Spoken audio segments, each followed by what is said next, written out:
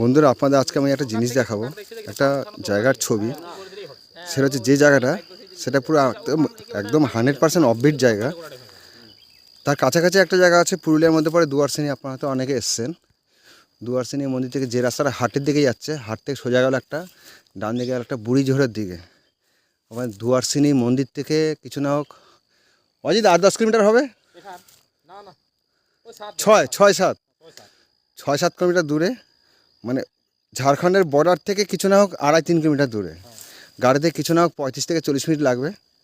এসে বাদিক ঢুকতে হবে, লোকাল লোককে জিজ্ঞেস করলে দেখিয়ে দেবে। জায়গাটা হচ্ছে একটা গুহা আছে, প্রাচীন গুহা।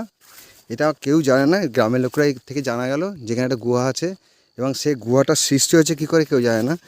কিন্তু এটা মানুষের দ্বারা সৃষ্টি, এটা কাজ দেখে বোঝা যাচ্ছে। কারণ সামনেটা পাথরটা পুরো কাটা, এবং ভিতরে ওরা ঢুকেছিল। সঙ্গে যে অজিত এসে ও বললো, দাদা আমরা ঢুকেছিলাম, ভিতরটা প্রায় 2-3 কিলোমিটার রাস্তা আছে। ভিতরটা ভ্যাপসা গরম, এবং স্বাভাবিকভাবে অক্সিজেনের সম্পদ এখানে কমই থাকবে। এই দেখুন গুহাটা, আমি আরও কাছে এনে দেখাচ্ছি। ভিতরে জল আছে এবং প্রচুর মাছ। এবং এখানকার এলাকার লোক, এই যে কারেন্টের তার গেছে, কেবিল, নিচে পাইপ, অনেক ভিতরে পাম্প সিস্টেম করা আছে। পাম্প দিয়ে ওরা জল নিয়ে খাওয়ার জন্য ব্যবহার করে। আমরা আর ভিতরে ঢুকিনি, রিস্ক নিই, কারণ সামনে জল ভর্তি। আর হাইটটা প্রায় 5.5 ফুট থেকে 6 ফুট। আমরা ভিতরে দাঁড়িয়ে দেখলাম, মাথা ঠেকছে না পাথরে। কিন্তু কেউ জানে না কবে থেকে তৈরি হয়েছে। রিসেন্ট উপর থেকে বৃষ্টিতে ধস পড়েছিল, দেখাচ্ছি আপনাদের সেটাও। এই যে ধসটা পড়েছে যেখান দিয়ে উপর থেকে, এই দেখুন ধসটা পড়েছে, এইখান থেকে ধসটা পড়েছে।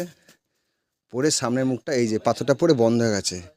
এরা যদি ঝাড়খণ্ড সরকার থেকে যদি কোনো ব্যবস্থা নিতে পারতো আর কি, তাহলে এটা একটা ভালো মতো একটা ট্যুরিস্ট স্পট হতে পারতো। এবং যাতায়াত ব্যবস্থা খুবই খারাপ, রাস্তা খুবই ভাঙা। মানে আমাদের পশ্চিমবঙ্গের সীমানা যেই শেষ, তারপর থেকে পুরো ভাঙা রাস্তা। এবং কারেন্ট সেখানে নেই, তারপরে কারেন্ট ছিল। মোবাইল টাওয়ার আপনারা কেউ পাবেন না, মোবাইল টাওয়ার এমনি বুড়িঝোড়ার থেকে আপনারা কেউ পাবেন না। এবং যাতায়াত ব্যবস্থা খুবই খারাপ, যার জন্য গাড়িতে 35 মিনিট পরে আমাদের লেগে গেছিলো। এই যে গুহাটা, গুহা থেকে বেরিয়ে সামনেটা দেখাচ্ছি, ঝোপঝাড়ে ভর্তি জঙ্গল।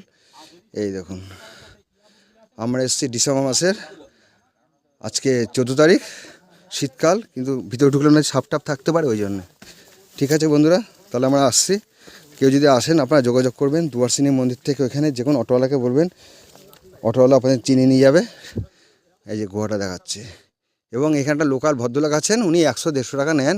উনি পুরো গোয়ার ভিতরে ঢুকিয়ে দেখে নিয়ে আসেন। বেশি দূর যান না আর কি, 500 মিটার মতো যাবেন। চারিদিকে দৃশ্যটা দেখুন কত সুন্দর, অসাধারণ দৃশ্য।